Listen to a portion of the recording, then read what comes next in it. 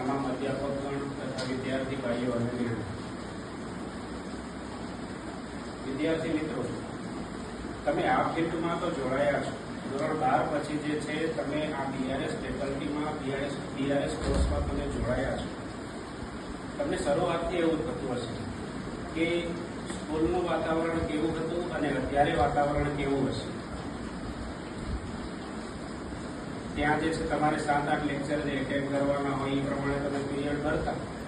અહીંયા થોડું એટમોસ્ફિયર અલગ છે, કારણ કે આ કોર્સ જે છે તમારો એ તાલીમી પ્રકારનો છે અને તાલીમી પ્રકારનો છે એટલે તમારે પૂરેપૂરો સમય આપવો પડે.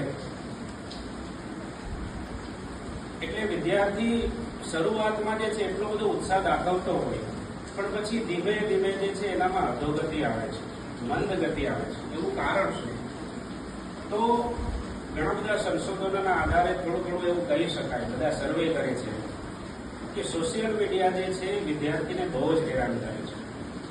શું કામ? કારણ કે આપણે એમાં મર્યાદા નથી રાખી. જેટલો આપણે ઉપયોગ કરવો જોઈએ આપણે નથી કરીશું. આ ફિલ્ડમાં આપણે આવ્યા છે ત્યારે આપણે 2 બાબતો ધ્યાનમાં રાખવી પડશે કે આપણું જે ફિલ્ડ છે એમાં તો આપણે માસ્ટરી મેળવવાની જ છે.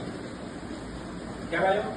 ઘણા બધા વિદ્યાર્થીઓ ગ્રેજ્યુએટ થઈ જાય પછી કોમ્પિટિટિવ એક્ઝામની તૈયારી કરતા હોય, પણ જે ફિલ્ડમાં તમે અભ્યાસ કર્યો છે તો એ ફિલ્ડમાં તમે પાસ કેમ નથી થતા અથવા તો એમાં માસ્ટરી કેમ નથી આવતી? એટલે તમારે આ 2 બાબતો ધ્યાનમાં રાખવી પડશે કે તમે જે ફિલ્ડમાં આવ્યા છો બીઆરએસમાં એટલું તમારે અપ ટુ ડેટ કામ કરવાનું છે અને તમારા ફિલ્ડમાં કોઈ પણ એક્ઝામ આવતી હોય તમે સારી રીતે એમાં સફળતા મેળવો એવું આપણે કંઈક કામ કરવું જોઈશે. ખ્યાલ આવ્યો? બીજું શું કહું છું તમને કે તમારે બીજી બાબત જે છે તમારે ધ્યાન રાખવા છે, બીજી સ્કિલ શીખવી પડશે. માત્ર તમારા કોર્સમાં તમે આગળ વધો એમાં માસ્ટરી રાખો, પણ સાથે સાથે બીજી સ્કિલ પણ જોઈશે. પણ બીજી સ્કિલ એટલે શું?